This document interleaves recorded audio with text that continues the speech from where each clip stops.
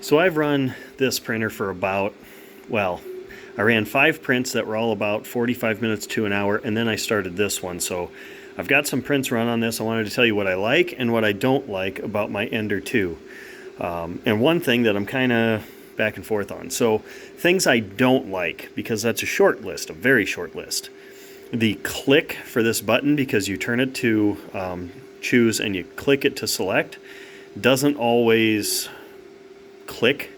It's very particular about the way you push it, and I don't know if that's just mine or if they're all that way, but it seems if I hold it this way and click in that direction, it seems to work most consistently, but if you just bop it, it doesn't always click.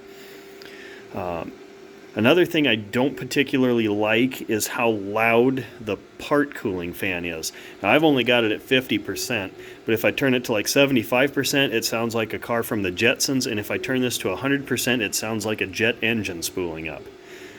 That's all I don't like about it. What I do like about it is, yes, it's a nice, neat, compact size.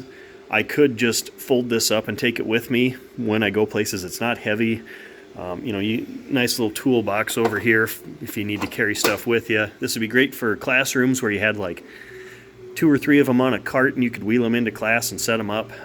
You are going to want to level the bed anytime you move it with the carry handle, but that's just part of setting them up. Some of the fan noise can be killed by putting some neoprene or like anti-slip toolbox matting underneath it. Some people use foam. That won't make this one more quiet, but that's a way you can quiet these things down. Also eliminates some of the vibrations that go to whatever it's sitting on. One neat feature about this is in the control system here, it actually has an option for filament change. So you go to that, you click filament change, it heats up just the head. It backs your filament out far enough that it's out of the head, and then it beeps at you. You pull that out, you stick the new one in, hit continue, it heats the head up again, purges for you automatically, and then you're ready to go. My Ender 3 doesn't even have that, which, I mean, it's just a matter of programming. You could add that, but it's not in there. This cheaper version has that.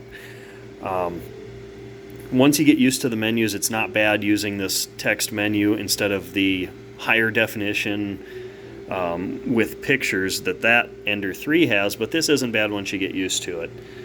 One feature I do like on here also is this is the speed. You can adjust that right here without going into menus, so that's nice. But overall, I'm really liking it. It's putting down plastic just as nicely as my Ender 3. I was worried I'd have lesser quality prints because this side of this beam is unsupported, but I'm running it at 120%. This has been running for almost 17 hours, and it looks fantastic. So, very happy with it. Definitely suggest getting one if you're thinking about it. Oh, and the one thing I'm not sold on yet is this build plate. It's magnetic.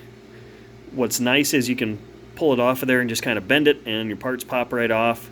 But also, it's not the flattest thing in the world compared to like the glass of my Ender 3 here.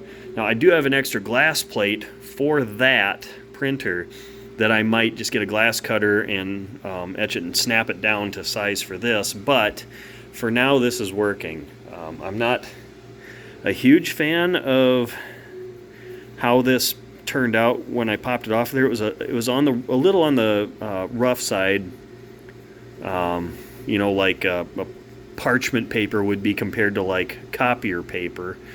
But it's not terrible. I just prefer how smooth my stuff is when I print it on glass. So that's something I'm kind of on the fence about. But overall, great printer for the value, incredibly great printer for the value. If you're intimidated by these bigger machines that take a little more assembly, a little more money to get into, this is a great alternative. You're just going to be limited on size, but yeah, it's doing a great job running everything. I'm very happy with it. So that's my Ender 2.